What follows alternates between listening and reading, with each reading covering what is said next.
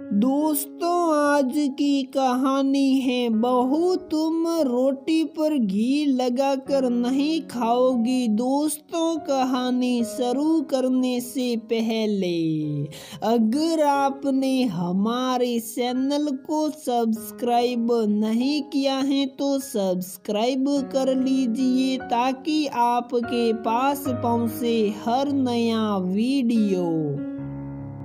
शादी के बाद काजल को ससुराल में अगर सबसे ज्यादा किसी बात से परेशानी थी तो वह था उसकी सासू माँ प्रभा जी का स्वभाव। काजल को कुछ समझ में नहीं आ रहा था कि इन परिस्थितियों का सामना कैसे करे। पता नहीं क्यों प्रभा जी के ऊपर जो अत्याचार हुए थे उनका वह एक एक करके बदला काजल से ले रही थी। सुबह से लेकर रात तक यही उपक्रम चलता रहता। सुबह से ही जो उनके जमाने की बातें शुरू होती तो रात तक खत्म होने का नाम ही नहीं लेती। जैसे कि मैं अपने समय में अपनी सास के सामने सुबह 5 बजे से उठकर घर का झाड़ू पोछा करके पूरा काम कर के सबका नाश्ता बनाकर 12 बजे तक नाश्ता करती थी। खाना सबके खाने के बाद ही खाती थी। मजाल है जो कभी पहले खा लूं। मेरी रोटियों में मैं कभी घी नहीं लगाती थी। हमारे यहाँ सिर्फ पुरुषों को घी लगाकर रोटी खाने का अधिकार है। हमारे समय में 10-10 20-20 लोगों का परिवार हुआ करता था। बगैर किसी काम वाली की सहायता के सारा काम खुद ही अकेले कर लेती थी और कभी उफ तक नहीं किया। वगैरह वगैरह सुनाने तक तो चलो फिर भी ठीक है, पर प्रभा जी यही सब नियम काजल के ऊपर भी लागू करने की कोशिश करती और जरा सी गलती हो जाने पर काजल के पूरे खानदान को कोसने बैठ जाती। परिवार के सदस्यों का भी इसमें भरपूर योगदान रहता।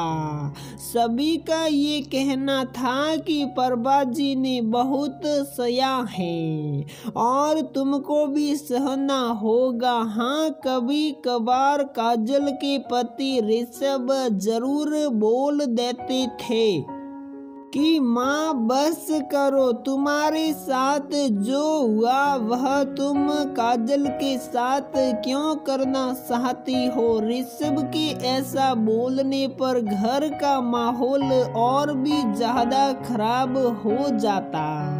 प्रभा जी काजल के खिलाफ और भी आक्रामक हो जाती। एक दिन काजल को सुबह से बहुत अधिक भूख लगी थी और शायद वह सभी के नाश्ता करने तक का इंतजार नहीं कर सकती थी। जैसे ही उसने अपनी प्लेट में नाश्ता लेकर खाना शुरू किया, प्रभा जी ने बड़बड़ाना शुरू कर दिया। मैंने तो कभी सबसे पहले नाश्ता नहीं किया और इनको देखो, ये कल की आई सबसे पहले नाश्ता करने बैठ गई। माँ बाप ने कुछ नहीं सिखाया। ससुराल में कैसे रहते हैं, लेकिन आज काजल भी अपने आप को पूरी तरह से मानसिक रूप से तैयार करके बैठी थी, क्योंकि वह भी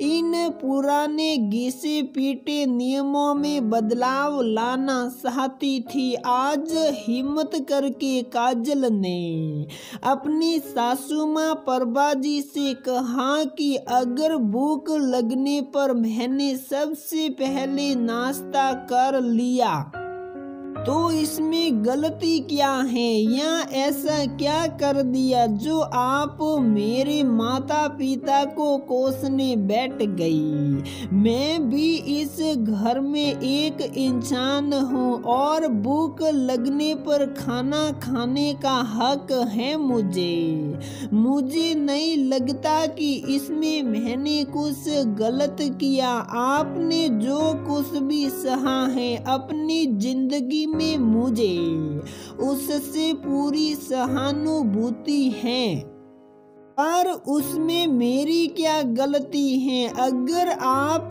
अपने ऊपर हुए अत्याचारों के खिलाफ कभी आवाज नहीं उठा पाई तो उसकी सजा आप मुझे क्यों दे रही हैं।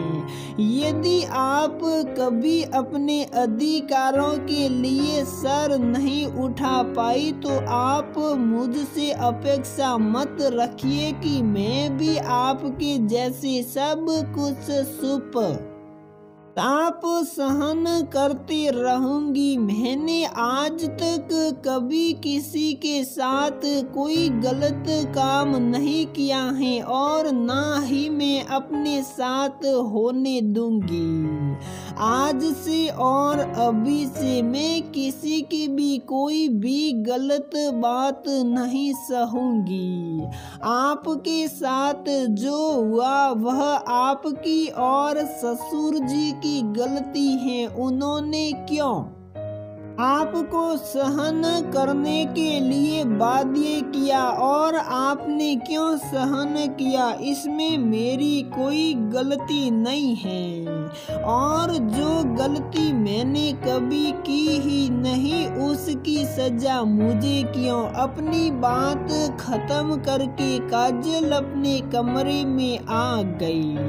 खामोश रहकर सब कुछ गलत सहना अपने ऊपर अत्याचार करने के बराबर है। अधिकतर परिवारों में आज भी एक नारी के ऊपर हिंसा की शुरुआत यहीं से होती है जब परिवार की सासू माँ अपने ऊपर हुए एक एक अत्याचार का बदला सुन कर अपनी बहू से लेने के लिए तत्पर रहती हैं। उनके ऊपर हुए अत्याचारों का जिम्मेदार बहू को क्यों ठहराया जाता है। क्यों परिवार के सभी लोग ये अपेक्षा करते हैं कि आने वाली नई पीढ़ी भी उन्हीं सब परिस्थितियों का सामना करे जो कि सरासर गलत है। उनको तो ये सोचना चाहिए कि जो मैंने सहन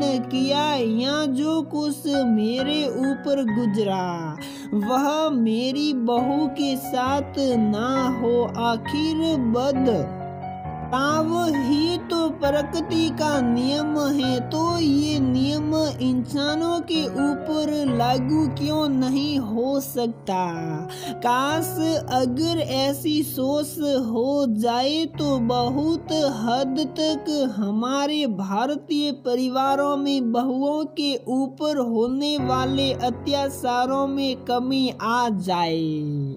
तो दोस्तों हमारी ये कहानी यहीं पर समाप्त होती है। अगर आपको हमारी ये कहानी पसंद आती है तो प्लीज वीडियो को लाइक करें, शेयर करें और हमारे चैनल को सब्सक्राइब जरूर करें।